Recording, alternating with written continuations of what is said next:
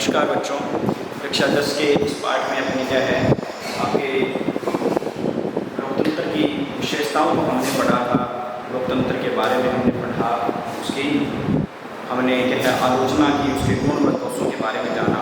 इस वीडियो में क्या है हम लोकतंत्र की सफलता के लिए आवश्यक परिस्थितियों के बारे में जानेंगे।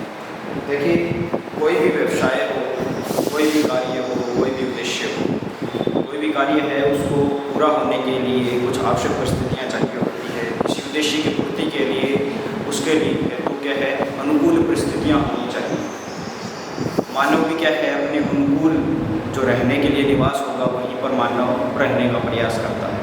यानी हर एक कार्य एक चीज़ के लिए क्या है अनुकूल परिस्थितियाँ होनी चाहिए, तभी वह अपने संपूर्ण रूप में सही रूप में विकसित हो सकता है, अपनी प्रकाष्ठा को प्राप्त कर सकता है, अपने आप को परिपूर्ण कर सकता है। उसी तरह क्या है हम आज जानेंगे कि लोकतंत्र की सफलता के लिए आवश्यक परिस्थितियाँ क्या क्या होंगी। उन आवश्यक परिस्थितियों के बारे में अपने इस वीडियो के अंदर चर्चा करेंगे। तो देखिए स्टार्ट करते हैं कि जरूरी चीज़ें और प्रतिकूल परिस्थितियाँ होने से क्या है, एक तो लोकतंत्र का पतन होगा, यानी यह शासन पद्धति जो है उसका शासन प्रणाली का पतन होगा। लोकतांत्रिक शासन प्रणाली के बारे में सत्य यह बात है कि प्रथम विश्व युद्ध में फर्स्ट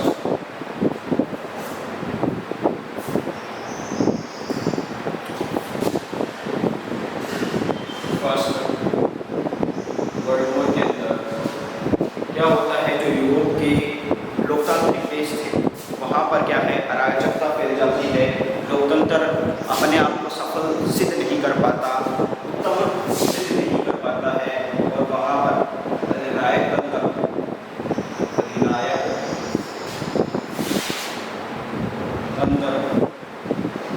का निर्माण होता है। मुसोलिनी, हिटलर जैसे अधिनायक तंत्रवादी जो लोग थे वो वहाँ पर क्या है लोकतंत्र को हटाकर अपनी सत्ता का स्थापना कर देते हैं।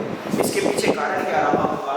इसके पीछे कारण यही रहा होगा कि जो लोकतंत्र को फलने फूलने के लिए जो जरूरी परिस्थितियाँ चाहिए होती हैं वो शायद वहाँ पर नहीं मिली। इन दोनों परिस्थितियों के अभाव में क्या है लोकतांत्रिक शासन प्रणाली वहाँ पर असफल हो गई और अधिनायकवाद ने वहाँ उसका स्थान ले लिया। वर्तमान में एशिया, अफ्रीका, लैटिन अमेरिका के जो महाद्वीप हैं उन देशों में लोकतंत्र का शासन पतन हो रहा है, क्योंकि इन देशों में भी क्या है लोकतंत्र की सफलता के लिए आवश्यक शर्तों या परिस्थितियों का अभाव है।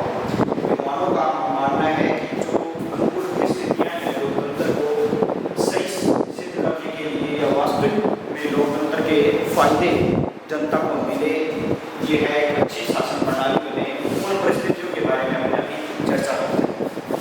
तो पहली जो अनुकूल परिस्थिति होनी चाहिए वह है शांति एवं व्यवस्था। देखिए, लोकतंत्र जो है वो शांति के कारण ही अपने आप को जीवंत रख सकता है, जिंदा रख सकता है। लोकतंत्र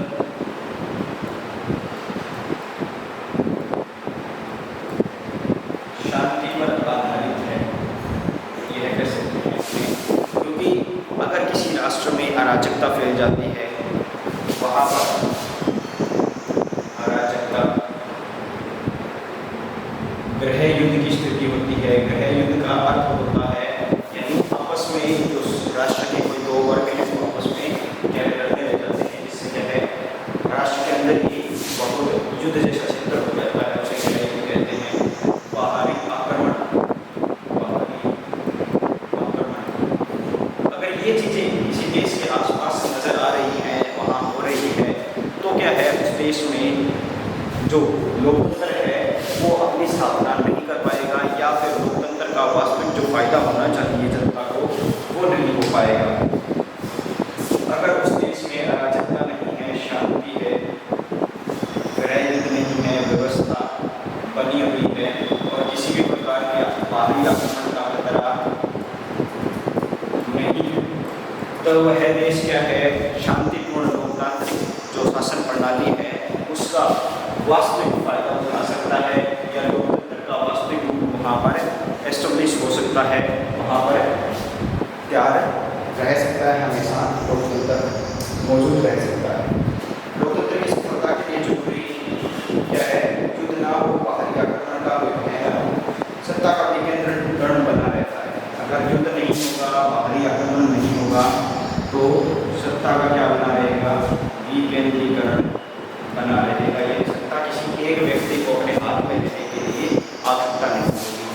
वहीं अगर बाहरी आक्रमण का खतरा होता है या इस प्रकार की स्थिति होती है तो राज्यों के मध्य आपसी भेदभाव, आपसी अलगाव के कारण वहाँ पर या किसी दो वर्गों के अलगाव के कारण वहाँ पर अगर इस प्रकार के राजत्व या गैर जैसी स्थिति होती है या बाहरी आक्रमण होता है तो क्या है, सत्ता का केंद्रीकरण करना पड़ता है। यानी जो सारी ताकत है वो केंद्र को अपने अंडर कंट्रोल में लेनी पड़ती है, जिसके कारण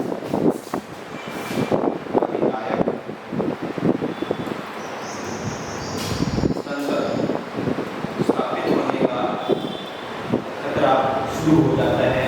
यानी अगर कोई एक ही व्यक्ति सारी पावर्स को अपने कंट्रोल में कर लेता है संस्थानों के कारण तो क्या है, वहाँ अधिनायक तंत्र स्थापित हो सकता है। अगर जनता जागरूक नहीं है और वहाँ पर और भी ज़्यादा बुरी स्थितियाँ होती हैं तो अधिनायकवाद अपना स्थान जरूर स्थापित कर लेता है। यह उदाहरण हमने इटली और जर्मनी के देशों में देखा है। प्रथम विश्व युद्ध के बाद, फर्स्ट वर्ल्ड वॉर के बाद जब वहाँ पर शांतिपूर्ण स्थिति नहीं रहती है तो क्या होता है, इटली और जर्मनी दोनों ही क्षेत्रों में क्या है, अधिनायकवाद के दो मुख्य नेता हिटलर जो जर्मनी के अंदर थे और मुसोलिनी जैसे तानाशाह वहाँ पर अपना शासन स्थापित कर लेते हैं, जिसके कारण क्या है, लोकतंत्र का पतन हो जाता है। नेक्स्ट अपना जो पॉइंट है वो है सुदृढ़ राष्ट्रीय अर्थव्यवस्था।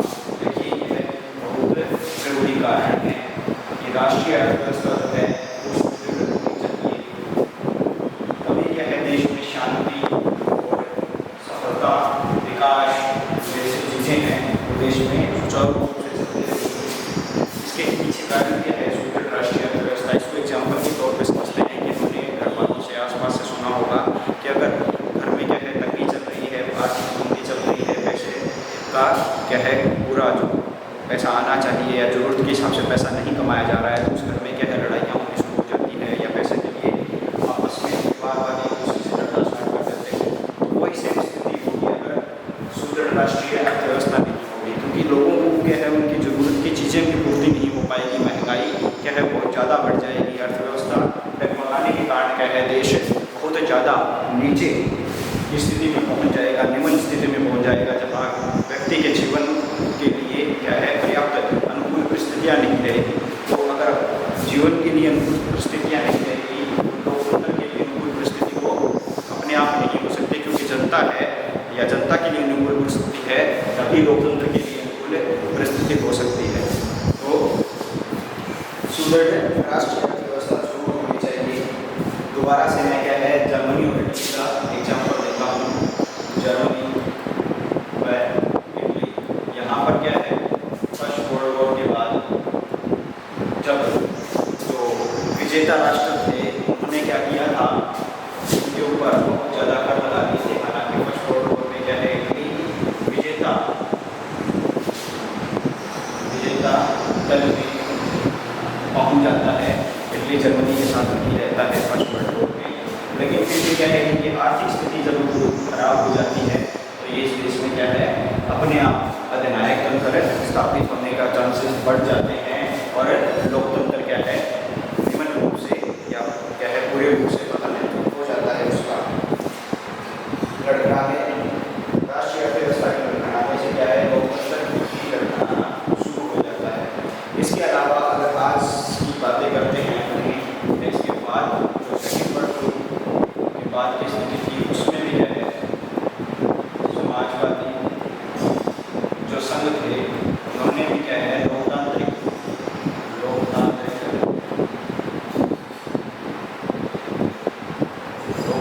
राष्ट्र थे, उनकी जिनकी अर्थव्यवस्था कमजोर हो गई थी उन पर अपना प्रभुत्व स्थापित करने का प्रयास किया था समाजवादी संघ ने, क्योंकि वहाँ पर क्या है राष्ट्रीय अर्थव्यवस्था राजनीति करूँगा अभी भी क्या है अफ्रीका और एशिया जैसे देशों, एशिया के बहुत से देशों में क्या है लोकतंत्र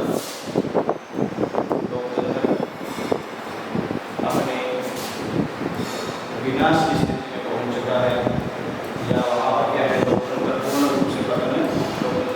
रूप से पतन हो रहा है या हो चुका है। वहाँ लोकतंत्र के लिए स्थितियों वाला जो पॉइंट है वो बिल्कुल भी वहाँ पर मौजूद नहीं है, जिसके कारण कहते हैं लोकतंत्र वहाँ लगातार लोकतंत्र को पास हो रहा है। इसके अलावा लैटिन अमेरिका जो है या दक्षिणी अमेरिका जिसको कहते हैं, वहाँ पर भी क्या है सुदृढ़ राष्ट्रीय अर्थव्यवस्था नहीं होने के कारण कई देशों में वहाँ पर भी लोकतंत्र का विनाश होने वाला है। अभी नेक्स्ट पॉइंट है अपना दूसरा, आर्थिक समानता की स्थापना। तीसरे पॉइंट के अंदर है आर्थिक समानता की स्थापना। देखिए पिछले पॉइंट में हमने पढ़ा कि राष्ट्रीय अर्थव्यवस्था सुदृढ़ होनी चाहिए। अब राष्ट्रीय अर्थव्यवस्था सुदृढ़ होने का मतलब यह नहीं है कि कुछ वर्ग या परिवार के लोगों की अर्थव्यवस्था या आर्थिक स्थिति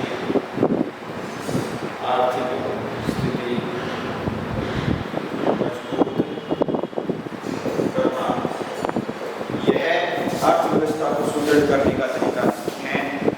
जबकि इसके अलावा अगर लोकतंत्र को अपनी सफलता बनानी है या लोकतंत्र की शासन प्रणाली को उस राष्ट्र में क्या है अपनी सफलता के कदम आगे बढ़ाने हैं, तो वहाँ पर क्या है आर्थिक समानता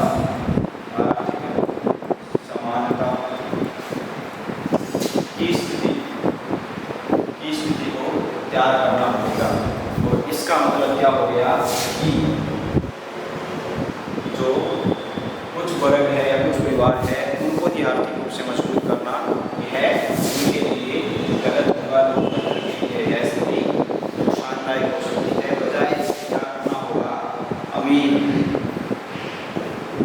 गरीब के मध्य की आर्थिक दूरी को कम या न के बराबर करना या करने का प्रयास करने से क्या है आर्थिक समानता की स्थिति आना जरूरी हो जाएगा। वहाँ या आर्थिक स्थिति आ जाएगी, तभी संभव है कि देश की बड़ी मात्रा में मध्यम वर्ग मौजूद हो। यह कब संभव हो सकता है, ये स्थिति कब मजबूत होगी, जब बड़ी मात्रा में क्या हो मध्यम वर्ग की स्थिति हो। और ऐसी स्थिति लाना क्या है मध्यम वर्ग के लोगों के लिए भी जरूरी है। इस स्थिति में ही लोकतंत्र को कमजोर करने वाले वर्ग संघर्ष से बचा जा सकता है। अगर इस प्रकार की स्थिति लोकतंत्र की सरकार या लोकतांत्रिक जो देश है इस प्रकार की स्थिति बनाते हैं, तो वहाँ पर जो वर्ग संघर्ष के कारण जो क्रांति हो सकती है उससे बचा जा सकता है।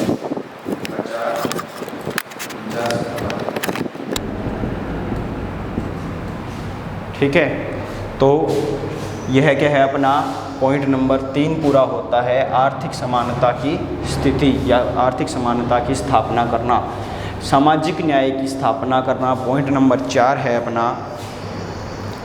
अब देखिए आर्थिक समानता जरूरी है, उतनी ही क्या है जरूरी वहाँ के लोगों को बराबर न्याय व्यवस्था उपलब्ध होना है।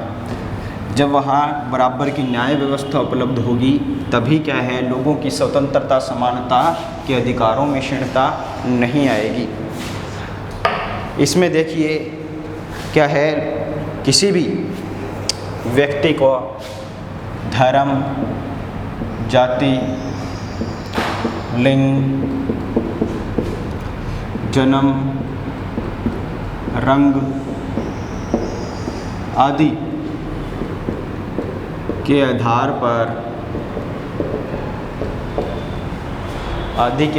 पर भेदभाव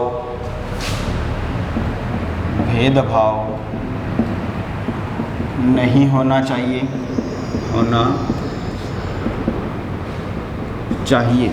यह क्या है एक प्रकार से सामाजिक न्याय की स्थापना के लिए पहला कार्य है जो किया जाना चाहिए। नेक्स्ट जो है वो देखिए कि सभी व्यक्तियों के सामने, सभी के लिए समान कानून व दंड की स्थिति होनी चाहिए।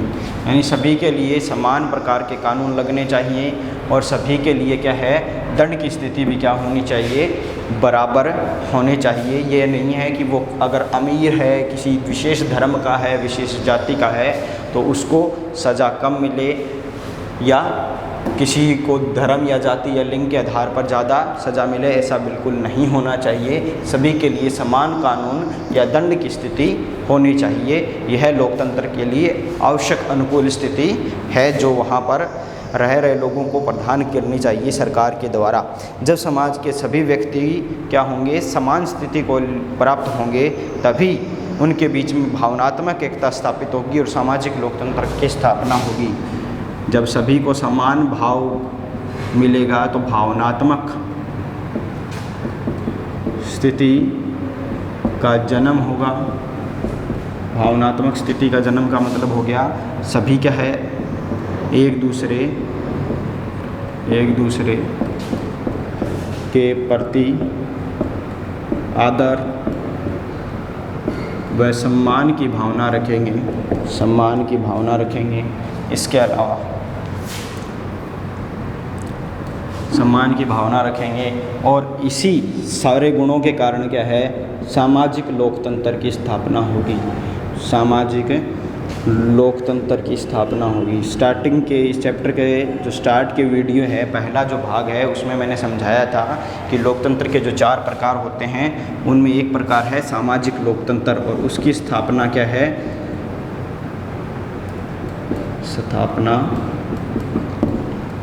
इस सामाजिक न्याय की स्थापना के अनुसार हो सकती है इस लोकतंत्र की स्थापना। और लोकतंत्र वास्तविक रूप में क्या है, तभी सक्षम या सफल हो सकता है जब उसके चारों प्रकार अपने सुदृढ़ रूप में क्या हों, विकसित हों। तो यह क्या है, सामाजिक लोकतंत्र को स्थापित करने वाला कार्य है। ऊपर वाले जो 2 भाग थे, सुदृढ़ राष्ट्रीय अर्थव्यवस्था और आर्थिक समानता की स्थापना, यह क्या है, आर्थिक समानता की स्थापना वाला जो भाग है वह आर्थिक लोकतंत्र की स्थापना करेगा।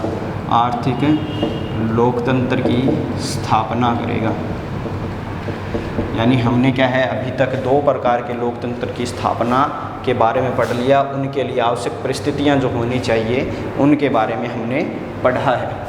इसके अलावा शांति व व्यवस्था क्या है, नैतिक जो लोकतंत्र है उसका एक भाग है, लेकिन इसके आगे के जो भाग हैं वो है 7 नंबर पॉइंट के अंदर, उसको भी अपने क्या है कवर करेंगे। उससे पहले अपना पॉइंट आता है 5, शिक्षित एवं जागरूक जनता। पॉइंट नंबर 5 आता है शिक्षित एवं जागरूक जनता। इसके अंदर क्या होता है कि लोकतंत्र क्या है, शिक्षित वर्ग के लिए एक उत्तम क्या है, शासन प्रणाली है। क्योंकि लोकतंत्र का उदय भी क्या है, शिक्षित वर्ग के प्रयासों के द्वारा ही हुआ है। तो क्या है, शिक्षित जनता ही लोकतंत्र की समानताओं और इसकी प्रक्रियाओं को समझने के लिए समर्थ होती हैं। यानी समस्या जो लोकतंत्र के सामने आती है या इसकी प्रक्रिया होती है, उसको समझने की जो बौद्धिक क्षमता होती है वो किस में होती है, शिक्षित और जागरूक वर्ग में होती है, जागरूक जनता में होती है। इसी के कारण सरकार की लोकतांत्रिक विरोधी नीतियां जो है उन कार्यों का विरोध करने का भी समर्थ किस में होता है, शिक्षित और जागरूक जनता में होता है। कहने का से यह हो गया कि अगर शिक्षित और जागरूक जनता होगी तो ही तभी वह क्या है, एक अच्छी लोकतांत्रिक सरकार की स्थापना कर सकती है। अगर वो सरकार सही कार्य नहीं करती है तो उसका विरोध करने का जो सामर्थ्य होगा वो भी शिक्षित और जागरूक जनता में पूर्ण रूप से व्याप्त होगा। अब नेक्स्ट पॉइंट की तरफ चलते हैं, जनमत का निर्माण। जो नेक्स्ट पॉइंट है अपना वो है जनमत का निर्माण। उससे पहले हमने क्या है, शिक्षित और जागरूक जनता के बारे में पढ़ा। उसी से क्या है, जरूरी और रिलेटेड जो पॉइंट है वह है जनमत का निर्माण। देखिए, जनमत का निर्माण का अर्थ है जनमत का अर्थ होगा जनता के मत या जनता की मानसिक जो विचार हैं वो। तो उनका निर्माण किस प्रकार से किया जा सकता है? लोकतंत्र की सफलता के लिए जनमत निर्माण के साधनों की स्वतंत्रता आवश्यक है। ठीक है, ये तो जनमत का मतलब हो गया जनता के विचार, और जनमत निर्माण के साधन, जनमत निर्माण के साधन यानी जनता के विचार किन आधारों पर बनते हैं वो देखिए। साधन कौन से होते हैं? प्रेस, अखबार, मीडिया,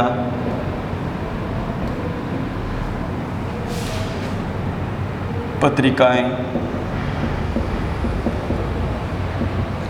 या इसके अलावा सिनेमा, दूरदर्शन, रेडियो, साहित्य, सिनेमा, दूरदर्शन, साहित्य या रेडियो, ये सारी चीज़ें क्या है? आवश्यक हैं। किस हेतु आवश्यक हैं? इन जनमत निर्माण के साधनों के लिए। यह है क्या है? एक प्रकार से जनमत निर्माण के साधन हैं जो जनता के एक मत को बनाते हैं, उसके भावों को व्यक्त करते हैं सभी के सामने, और जल्दी से जल्दी सभी या जनता के जितने भी भाग हैं, जनता के जितने भी वर्ग हैं, उन सभी वर्गों तक सूचना पहुंचाने या अपने विचार पहुंचाने का जो तरीका है वो यह है। और इनकी स्वतंत्रता, इन सब की क्या है? स्वतंत्रता लोकतंत्र के अंदर बहुत ज़्यादा ज़रूरी है। यानी लोकतंत्र के अंदर जनमत निर्माण के जो साधन हैं उनकी स्वतंत्रता बहुत ज़्यादा आवश्यक है। इन पर क्या है? सरकारी नियंत्रण नहीं होना चाहिए। सरकारी नियंत्रण नहीं होना चाहिए, नहीं हो तभी क्या है? लोकतंत्र अपने वास्तविक रूप में फल फूल सकता है। दूसरा, अगर अपने देखते हैं अधिनायकवाद में तो क्या होता है? वहाँ इन सभी चीज़ों पर क्या है? नियंत्रण किया जाता है, उनको दबा के रखा जाता है, अपने अनुसार कार्य करवाया जाता है, जिसके कारण क्या है? वहाँ पर जनता का संगठित रूप दिखाई नहीं पड़ता है या नहीं हो पाता है। जनमत निर्माण के साधन स्वतंत्र होते हैं तब नागरिक क्या है? संगठित रूप से शांतिपूर्ण ढंग से सरकार की लोकतांत्रिक विरोधी नीतियों का, कार्यों का आलोचना कर सकते हैं। लोकतांत्रिक मर्यादा भी बनी रहती है इसके कारण। यानी शांतिपूर्ण आलोचना के लिए यह जरूरी है, शांतिपूर्ण आलोचना के लिए आवश्यक है, और लोकतंत्र की मर्यादा भी बनी रहती है। लोकतंत्र की मर्यादा भी इसके सहायता से बनी रहती है। तो यह क्या है? एक मुख्य या इम्पोर्टेंट पॉइंट है कि जनमत निर्माण के जो साधन हैं वो बहुत ज़्यादा ज़रूरी हैं, उनको स्वतंत्र या बिना किसी अंकुश के रखा जाना चाहिए। नेक्स्ट है नैतिक, राष्ट्रीय और नागरिक चरित्र। जो अपने नैतिक लोकतंत्र के बारे में पढ़ रहे थे वो सारे जो गुण हैं, राष्ट्रीय जो देशभक्ति होनी चाहिए या राष्ट्र के प्रति स्वामी भक्ति होनी चाहिए, नागरिक के रूप में एक प्रत्येक व्यक्ति को किस प्रकार से रहना चाहिए वो इस पॉइंट में देखते हैं। नागरिक नैतिक व राष्ट्रीय चरित्र श्रेष्ठ होता है तो वहाँ लोकतंत्र की सफलता की उम्मीद ज़्यादा होती है। कहने का अर्थ है कि जब व्यक्ति क्या है? सभी के प्रति सहिष्णु होता है, सहिष्णु होता है, उदारवादी नीति रखता है, समान का भाव रखता है, या सभी के प्रति आदर का भाव रखता है, प्रेम रखता है, सेवा करने का भाव रखता है, राष्ट्र के प्रति प्रेम रखता है, तो वह क्या है? इन सभी चीज़ों के गुणों को क्या है? परिपूर्ण रूप से लोकतंत्र के क्षेत्र में ढाल सकता है। इसके लिए क्या है? जरूरी जो चीज़ है वह है कि सभी के सभी नागरिक जो हैं वो नैतिक, राष्ट्रीय और नागरिक चरित्र क्या है? ये सारे जो नागरिक, नैतिक और राष्ट्रीय चरित्र जो हैं उनको अपने व्यवहार में रूपांतरित करें या उनको अपने व्यवहार में ढाल लें, जिसका फ़ायदा क्या है? राष्ट्र को भी होगा, उस समाज को भी होगा और वहाँ पर रहने वाले लोगों को अपने आप होगा, ताकि क्योंकि सभी नागरिक क्या हैं, एक दूसरे के प्रति सहिष्णु होंगे, उदारवादी होंगे, समानता का भाव रखेंगे, एक दूसरे के प्रति आदर रखेंगे, राष्ट्र के प्रति क्या है भक्ति होगी, उनकी देश प्रेम होगा उनके अंदर, तभी क्या है राष्ट्र बहुत ज़्यादा उन्नति करेगा और लोकतंत्र जैसी शासन व्यवस्था जो है वह भी क्या है अपने वास्तविक रूप में सुदृढ़ रूप से घटित होगी। और इससे क्या है हमें नैतिक लोकतंत्र की स्थापना इन सभी गुणों के कारण या इस परिस्थितियों को बनाने के बाद नैतिक लोकतंत्र की स्थापना अपने कर सकते हैं। यानी हमने क्या है आर्थिक लोकतंत्र, सामाजिक लोकतंत्र और नैतिक लोकतंत्र के बारे में क्या है इन पॉइंट्स में जाना। नेक्स्ट पॉइंट जो है अपना नागरिक नैतिक व राष्ट्रीय चरित्र के बाद सत्ता का विकेंद्रीकरण तथा स्थानीय स्वशासन।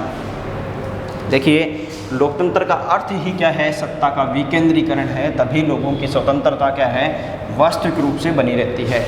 अगर सत्ता केंद्रीकरण कर दिया जाता है तो क्या है स्वतंत्रता पर थोड़ी आंच आ जाती है या स्वतंत्रता जो है वो थोड़ी छिन जाती है। लेकिन अगर सत्ता का विकेंद्रीकरण किया गया है तो क्या है सभी लोग समानता या स्वतंत्रता के साथ रह सकते हैं। अपने यह कह सकते हैं कि लोकतंत्र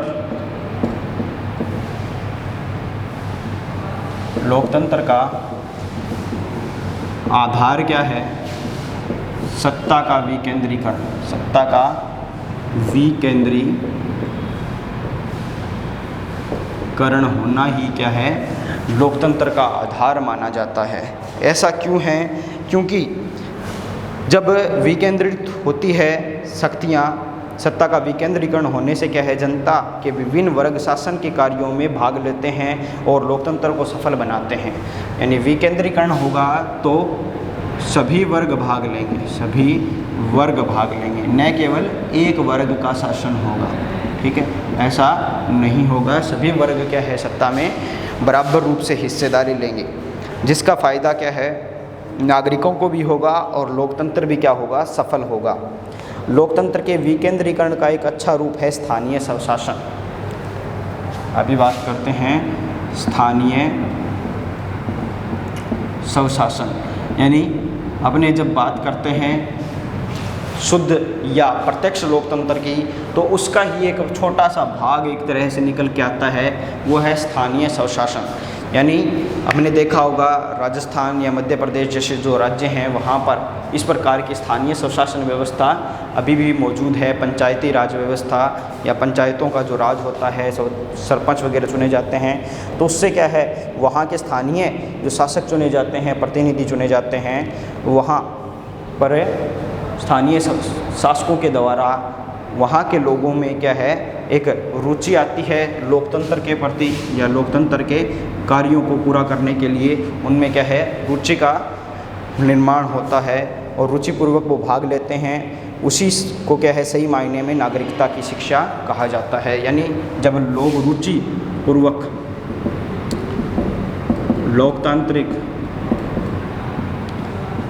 कार्यों में भाग लेंगे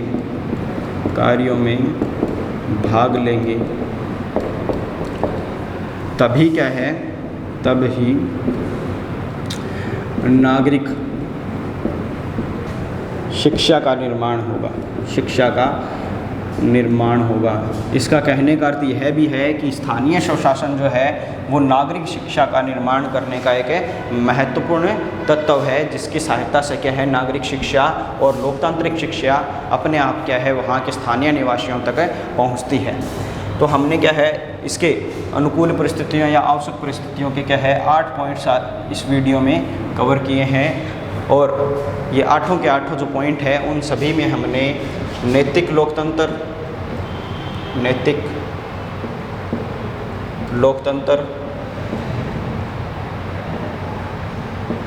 सामाजिक लोकतंत्र और आर्थिक लोकतंत्र के बारे में पढ़ा है। नेक्स्ट जो राजनीतिक लोकतंत्र है जो क्या है सत्ता के ऊपर आधारित होता है, उसको भी क्या है अपने जानेंगे। उसके लिए भी अनुकूल परिस्थितियों के बारे में जानेंगे। फिलहाल क्या है इनके लिए अनुकूल परिस्थितियाँ यही है और यह भी क्या है लोकतंत्र का एक भाग है। लोकतंत्र का निर्माण के लिए आवश्यक अंग हैं लोकतंत्र के, तो उसी कारण क्या है आवश्यक तो परिस्थितियाँ हैं लोकतंत्र की, वो इस प्रकार से